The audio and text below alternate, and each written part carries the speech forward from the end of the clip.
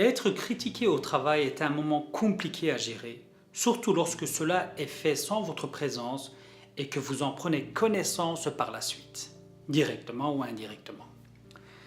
Que signifie critiquer?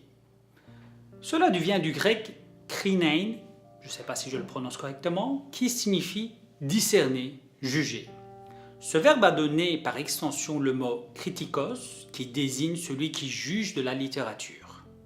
Donc à la base, le verbe était utilisé pour analyser, critiquer la littérature. Mais sachez que, quoi que vous fassiez, dans tous les cas, vous serez toujours critiqué.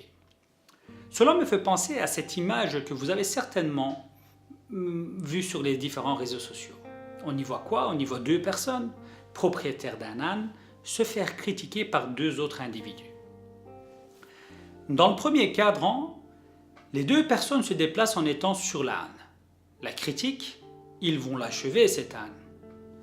Dans le deuxième cadran, le monsieur est sur l'âne et la dame marche à ses côtés. La critique, il ne connaît pas la galanterie. Dans le troisième cadran, la dame est sur l'âne et le monsieur marche à ses côtés. La critique, on sait qui est le chef à la maison. Et dans le dernier cadran, les deux personnes marchent sans monter sur l'âne. La critique, ils sont bêtes, ils ont un âne et ils ne le montent pas. Nous pouvons transposer l'analyse de cette situation dans n'importe quel événement, aussi bien dans notre vie personnelle que professionnelle. Et ceci est valable aussi pour nos actions, nos décisions que nous réalisons dans le cadre de notre travail. Malheureusement, nous avons la critique facile envers les autres, mais pas suffisamment envers qui? Envers nous-mêmes.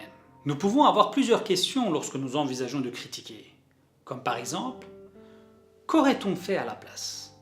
Ou alors, y a-t-il une raison ou plusieurs raisons majeures qui justifient cette action, cette décision, etc. Pour au final essayer de comprendre avant de critiquer. L'expression « la critique est aisée, mais l'art est difficile » est intéressante.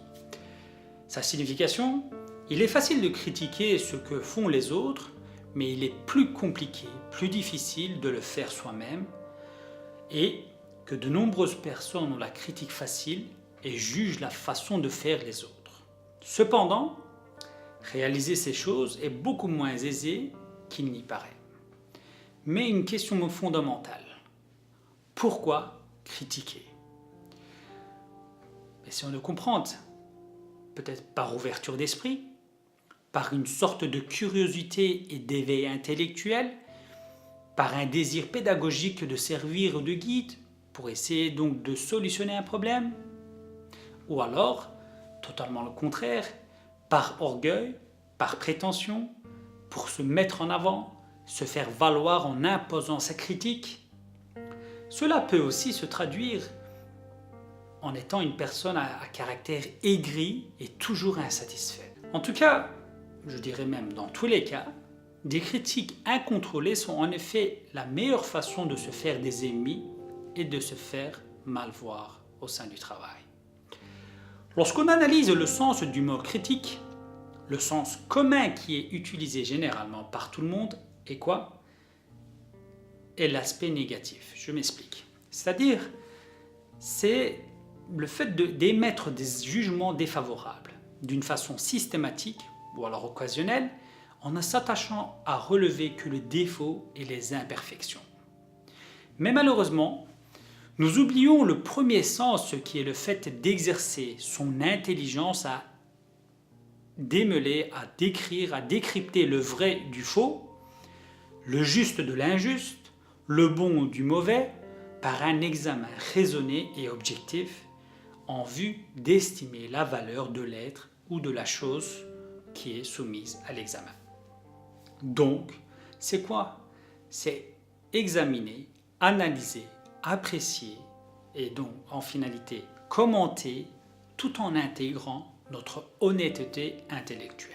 En finalité, dans le premier sens, nous avons le fait d'exercer son intelligence.